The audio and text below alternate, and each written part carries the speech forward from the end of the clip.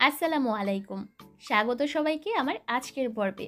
তৈরি করে দেখাবো অল্প সময়ে আর খুবই কম মশলায় তৈরি করে নেওয়া ফিশ কাটলেটের রেসিপি। আশা করছি আমার আজকের রেসিপি আপনারা সকলেই উপভোগ করবেন। আর দেরি না করে চলে যাচ্ছি মূল পর্বে। ফিশ কাটলেট তৈরি করার জন্য আমি ব্যবহার করেছি পাঙ্গাস মাছ। এখানে 4 টুকরা নিয়ে নিয়েছি। আপনারা চাইলে যে কোনো টাইপের বড় মাছ কিন্তু কাটলেট তৈরি করার ক্ষেত্রে ব্যবহার করতে পারেন। আর মাছের পরিমাণটা আপনারা আপনাদের প্রয়োজন অনুযায়ী বাড়িয়ে বা কমিয়ে নিতে পারবেন। চুলায় একটা হাঁড়ি বসিয়ে দিয়েছি আর এর মধ্যে আমি মাছগুলোকে প্রথমে দিয়ে দিলাম। আর এর মধ্যে পর্যাপ্ত পরিমাণ পানি দিয়ে এবার এই মাছগুলোকে সেদ্ধ করে নিব। সামান্য একটু লবণ দিয়ে দিলাম। 13-14টার মতো রসুনের কোষ দিয়ে দিলাম।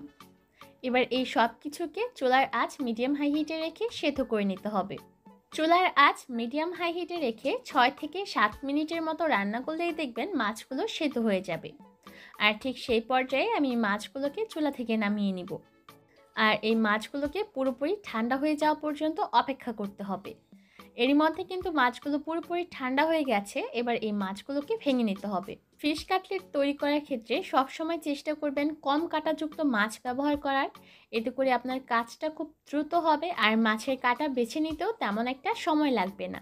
আমি সম্পূর্ণ মাছের থেকে এবার কাঁটাগুলোকে বেছে ফেলে দিব, যাতে করে মাছের মধ্যে কোনো কাঁটা না থাকে। আর সম্পূর্ণ মাছের থেকে কাঁটা বের করে নেওয়া হয়ে গেলে আমি এই মাছগুলোকে ভেঙে নিয়েছি। এবার এই রসুনগুলোকে আমি হাত দিয়ে থেতলে নিব। এর মধ্যে কিন্তু মাছগুলোও ভালোভাবে ভেঙে নেওয়া হয়ে গেছে আর রসুনগুলোও থেতলে নেওয়া হয়ে গেছে। এবার এর মধ্যে বাকি মশলাগুলো যোগ করব। আধা চা চামচ দিয়ে দিলাম হলুদের গুঁড়া, 2 চা চামচ দিয়ে দিলাম লাল মরিচের গুঁড়া, আধা চা চামচ গরম মশলার গুঁড়া আর 1 চা চামচ চিলি ফ্লেক্স, ধনিয়ার গুঁড়া দিয়ে দিলাম আধা চা চামচ আর জিরার গুঁড়া দিয়ে দিলাম 1 চা চামচ। স্বাদ অনুযায়ী লবণ দিয়ে দিলাম। 1 টেবিল চামচের মতো কাঁচামরিচ কুচি দিয়ে দিলাম। আপনারা আপনাদের স্বাদ অনুযায়ী বাড়িয়ে কমিয়ে নিতে পারবেন। 1/4 কাপ দিয়ে দিলাম পেঁয়াজ কুচি। 2 টেবিল চামচের মতো দিয়ে দিলাম ময়দা। আর এই ময়দাটা বাইন্ডিংয়ের কাজ করবে। কাটলেটগুলোকে যখন আমরা তেলে ভাজবো তখন আর ভেঙে যাবে না। এবার সব কিছুকে একসাথে ভালোভাবে মাখিয়ে নিচ্ছি। আর যখন হাতের মধ্যে কিছুটা মিশ্রণ নিয়ে দেখবেন যে দলা পাকানো যাচ্ছে, তাহলে বুঝতে হবে মিশ্রণটা একদম পারফেক্টভাবে রেডি হয়েছে। এবার চলে যাচ্ছি কাটলেটগুলোকে ভাজার জন্য। তার জন্য চুলায় পর্যাপ্ত পরিমাণ তেল মিডিয়াম হাই হিটে গরম করে নিয়েছি। আর এবার কাটলেটগুলোকে আমি লম্বাটে শেপ করে তেলের মধ্যে ছেড়ে দিচ্ছি। আপনারা চাইলে গোল করেও তৈরি করতে পারেন, আবার চাইলে চ্যাপ্টা করেও তৈরি করে নিতে পারেন। আর এই পর্যায়ে তেলটাকে কিন্তু খুব ভালোভাবে গরম হতে হবে, তা না হলে দেখা যাবে কাটলেটগুলোকে তেলে ছাড়ার সাথে সাথেই ভেঙে যেতে পারে। তাই প্রথম পর্যায়ে তেলটাকে খুব ভালোভাবে গরম করে তারপরে এই কাটলেটগুলোকে তেলে ছাড়তে হবে।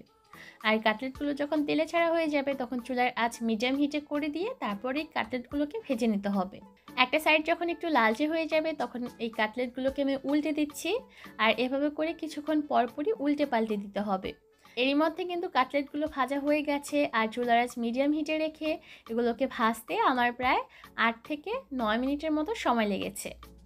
এবার এগুলোকে চুলা থেকে নামিয়ে নিচ্ছি আর অবশ্যই একটা স্ট্রেনারের উপর নিয়ে নিতে হবে, যাতে করে এক্সট্রা তেল ঝরে যায়। একদমই অল্প সময়ে আর কোনো রকম ঝামেলা ছাড়াই আপনারা চাইলে এই ফিশ কাটলেট ঘরেই তৈরি করতে পারবেন। আর এটা খেতেও কিন্তু দারুণ মজা হয়ে থাকে। বাড়িতে বানালে দেখবেন ছোট বড় সকলের কাছেই ভালো লাগবে। আজকের মতো এখানেই বিদায় নিব। সবাই অনেক ভালো থাকবেন। আল্লাহ হাফেজ।